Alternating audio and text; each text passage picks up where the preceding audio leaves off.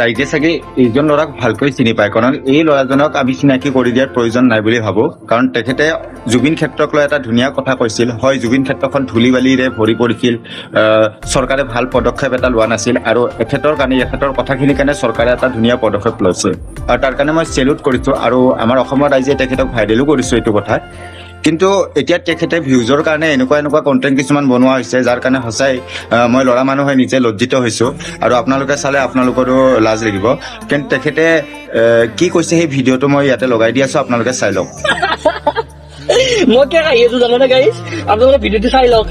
মামাৰ 10,000 টকীয়া চেক আনিলে যায়, আমাৰ খুৰীহঁতৰ যি লটি গতি, মোটাও লাগছি একেবাৰে, চবৰে একা লগত মোটা লাগছি, বাথৰুম বেছি নাই, য'তে বাছি তাতে মুচছি। খুৰীসকলে দেখছ নাই, য'তে বাছি তাতে মুচছি। কি কৰব, মোটা হাগাটো ৰাখিব নোৱাৰি, খুৰীহঁতে যিমান কণ্ট্ৰল কৰিব পাৰে পাৰছি, তাত মতো নৰি আৰু।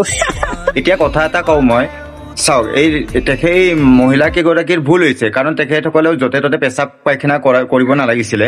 কিন্তু সেইটো কৰিছে, তেখেতসকলৰ ভুল হৈছে, সেইটো মই মানি লৈছো। কিন্তু যিহেতু তাতে বাথৰুম বা ভাল পেচাব পায়খানা ঘৰ এটা বনোৱা নাছিল চাগে, সেইকাৰণে তাতে কৰিব লগা হ'ল। কিন্তু আপুনি এনেকে ভিডিঅ'ত হাঁহিব লগাটো মই ভাল কথা বুলি নাভাবো, আৰু মই জানাত অসমৰ ৰাইজেও ভাল নাপায়। কাৰণ চাওক, এজনী মহিলা মানুহক অপমান কৰা বহুত ডাঙৰ কথা হয়। সকলো মহিলাকে নিজৰ মা বাই ভনী হিচাপে শ্ৰদ্ধা কৰিব লাগে।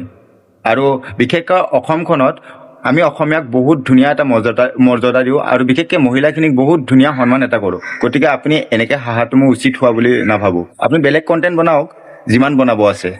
আপুনি যেনেকে কেইটামান কণ্টেণ্ট মই ইয়াতে লগাই দিম, চাই লওক। তেল হৈ আছে গোটাৰ বন্ধুসকল, এই মাছ আনিছো 1 কেজি চন্দা মাছ। এইবিলাক যিবিলাক কণ্টেণ্ট আপোনালোকে বনাই থাকক, মোৰ ক'ব লগা একো নাই। কিন্তু পেচাব পায়খানাৰ হাজত আপুনি হাঁহিব লগাটো এইটো বেয়া হৈছে দেই, এইটো মই একেবাৰে ভাল পোৱা নাই।